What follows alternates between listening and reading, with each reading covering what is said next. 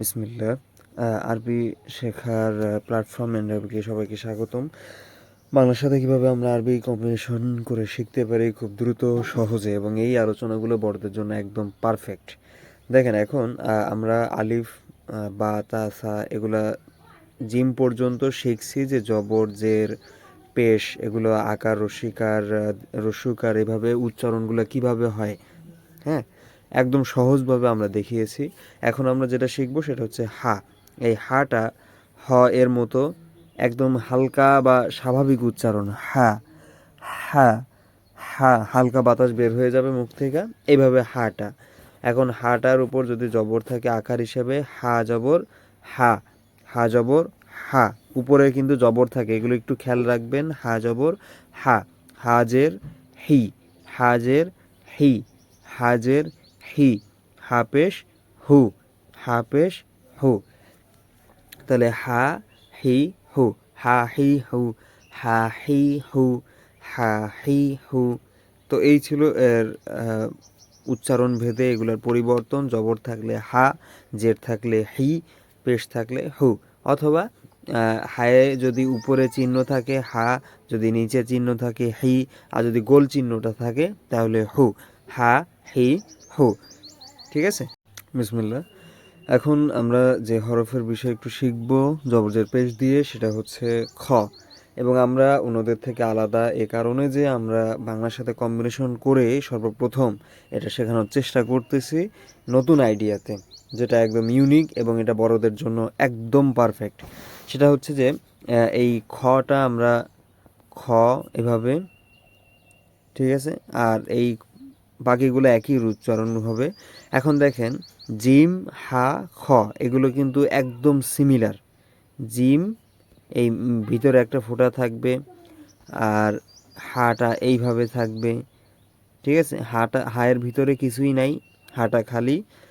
হা এইভাবেও হতে পারে শব্দের শুরুতে এবং মাঝে, আর এইভাবে হয় শেষে। তো এটা হচ্ছে জিম, ধরেন জিম হা, আর একটা হচ্ছে খ। খয়ের উপরে নোক্তা থাকে, ঠিক আছে। খটা এইভাবেও হইতে পারে, কিন্তু উপরে যদি খ হয় তাহলে উপরে একটা নোক্তা মিষ্টি, আর যদি হা হয় তাহলে খালি, আর যদি জিম হয় তাহলে ভিতরেও নোক্তা থাকবে অথবা জিমের নিচে নোক্তা থাকে।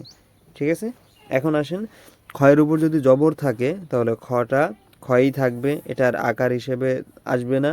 খ খয়। হ্যাঁ, মিশরিয়ান বা উর্দু সিস্টেম অনেক সময় খা এইভাবে পড়ে, খা খ। তা আরবিতে মূলত খ খয়ই থাকে, খ। ঠিক আছে, তারপর হচ্ছে খয় যদি জের থাকে তাহলে রস্বীকার হিসেবে খি, খ। বিসমিল্লাহ। এখন আমরা শিখবো হচ্ছে দাল হরফটা। আর এটা হচ্ছে আলাদা কিছুই না, এটা বাংলার মতোই। বাংলায় দ নামে একটা হরফ আছে। আর হরফের আলোচনার ক্লাসে এগুলো আমরা খুব ভালোভাবে দেখাইছিলাম। আমাদের প্লেলিস্ট দেওয়া আছে, এখান থেকে দেখে নিতে পারেন। ইউটিউবে পুরো ক্লাস দেওয়া আছে সবগুলো একসাথে। এখন দেখেন, দালটা হচ্ছে দয়ের মতো, যদি জবর উপরে থাকে এই চিহ্নটা দেখতে পাই তাহলে দালটা দা আকার হিসেবে দা, আর দ জেরটা রসিকার হিসেবে দি, আর পেশ হিসেবে দু। দা দি দু, দা দি দু। আর হরফের এই উচ্চারণগুলোর ক্ষেত্রে এটা আমরা আলাদাভাবেও বলবো। সেটা হচ্ছে যে আমি দেখছি যে যেখানে লাখ লাখ ফলোয়ার রয়েছে, সেগুলোতে আরবি শেখানোর ক্ষেত্রে করতেছে হরফের উচ্চারণগুলো টেনে টেনে পড়াচ্ছে। এটা একদম মারাত্মক ভুল। হ্যাঁ, এটা অনভিজ্ঞতা। আরবি যদি এইভাবে আপনি হরফগুলো টেনে টেনে পড়েন, দা দি দু, এভাবে যদি টেনে টেনে পড়েন, কোরআন পড়তে গেলে আপনার দ্রুত বা এক সুন্দরভাবে কোরআন পড়তে পারবেন না। ঠিক আছে, এভাবে যদি আপনি পড়েন কখনও আপনি সুন্দরভাবে কোরআন পড়তে পারবেন না, প্রত্যেকটা হরফ যদি টেনে টেনে এভাবে পড়তে যান। তো আমরা ওইভাবে আগাচ্ছি না। আমি সর্বোচ্চ চেষ্টা করতেছি যে কিভাবে সহজে দ্রুত কোনো একটা সিস্টেমে কোরআনও শেখা যায়, সব কিছু মেনটেন করে একেবারে আগানো যায় সামনে। তো অবশ্যই আমাদের সাথে থাকেন এবং মানুষের মাঝে ছড়িয়ে দেওয়ার চেষ্টা করবেন, ইনশাআল্লাহ। তো আজকে যেটা শিখলাম সেটা হচ্ছে আমাদের দা দি দু, উপরে থাকলে দা, নিচে থাকলে দি, আর গোল চিহ্ন যেটা ওইটা থাকলে দু। দা দি দু, দা দি দু। ঠিক, বারাকাল্লাহু ফিকুম। বিসমিল্লাহ। এখন দাল হরফটা শিখব। দাল হরফ এটার উচ্চারণটা একদম নরম, এগুলো আমরা আগেও বলছি যে দাল হরফটা জিহ্বার আগাটা, হ্যাঁ, উপরের দাঁতের উপরের দাঁতের গোড়ার সাথে দা লাগিয়ে নিচে টান দিয়ে আনবেন, দা, হ্যাঁ, বুঝতে পারছেন? উপরের দাঁতের গোড়ার সাথে জিহ্বার আগাটা লাগিয়ে নিচের দিকে টেনে আনবেন হালকা করে, দা। উচ্চারণটা যাতে একদম নরম হয়, দা, দা, এটা একটু খেয়াল রাখতে হবে, ব্যাস, আর কিছু না। এখন এই দাটা বাংলায় এত নরম হরফ মনে আমি দেখি নাই, কিন্তু ওটা মূর্ঘ হিসেবে ধরেন দা, কিন্তু ওটা জ আবার ওই হিসেবে ধরেন না, ঠিক আছে? দা, তাহলে জবরটা আকার হিসেবে কি হবে? দা, আ হিসেবে দা, দা, দা। আর এটা হবে জি, দা, দি, দা, দি। আর পেশ হিসেবে, রস্যকার হিসেবে দু, দা, দি, দু, দা, দি, দু। ঠিক আছে? যদি দালের উপরে দেখতে পাই দা, নিচে থাকলে রি, গোল চিহ্ন উপরে থাকলে রু, দা, রি, রু, দা, রি, রু, দা, রি, রু, দা, রি, রু। আর হরফের উচ্চারণগুলো এভাবে একটু চেষ্টা করবেন হালকা করে দ্রুত করার জন্য হরফের উচ্চারণটা, ঠিক আছে?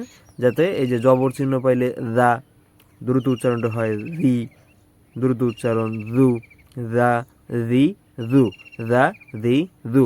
এভাবে টেনে টেনে করবেন না, দা, রি, রু, এভাবে টেনে না, দা, রি, রু। ক্লিয়ার? ওকে, বিসমিল্লাহ। এখন আছি আমরা র হরফের ক্ষেত্রে। র হরফটা জানি বাংলায় র নামে একটা বর্ণ আছে, তো রটা ওই হিসাবে ধরবো, ঠিক আছে? খালি একটু খেয়াল রাখবেন, এটা হচ্ছে এরকম টান হিসেবে, আর বাংলাতে র তো জানি, তো এটা র জবর হিসেবে আকার, উপরে যদি কোনো চিহ্ন এরকম দেখতে পাই জবর হিসেবে, ওটার বলে আরবিতে জবর, আমরা ওটাকে আকার হিসেবে ধরবো। তাহলে র জবর র, র জবর র, র জবর র, ঠিক আছে? র জবর র, ওই উচ্চারণটাই রা। এটা রা মিশরিয়ান বা উর্দু স্টাইল অনেক সময় বলে, কিন্তু আরবির সঠিক উচ্চারণটা হচ্ছে রয়ে জবর থাকলে রই হবে, র, র জবর র। তারপর জের হিসেবে, রস্যিকার হিসেবে কি পড়তে হবে? রি, র, রি। আর পেশ হিসেবে রু, র, রি, রু, র, রি, রু, র, রি, রু। ঠিক আছে? আবার বলি যে যদি উপরে চিহ্নটা দেখতে পান জবরের মানে জবর তো উপরেই থাকে, তো উপরে যদি থাকে র, যদি নিচে থাকে রি, আর যদি উপরে গোল চিহ্ন থাকে পেশ থাকে তাহলে রু, ঠিক আছে? র, রি, রু, র, রি, রু, র, রি, রু, র, রি, রু, ঠিক আছে? র, রি, রু। আর বাকি এই ছিল আর কি মূল, এই উচ্চারণগুলো এরকমই হবে। তারপরে যাব পরের হরফে। আর সবাই ফলো করবেন, সাবস্ক্রাইব করতে ভুলবেন না বাকিগুলোর জন্য ইনশাআল্লাহ।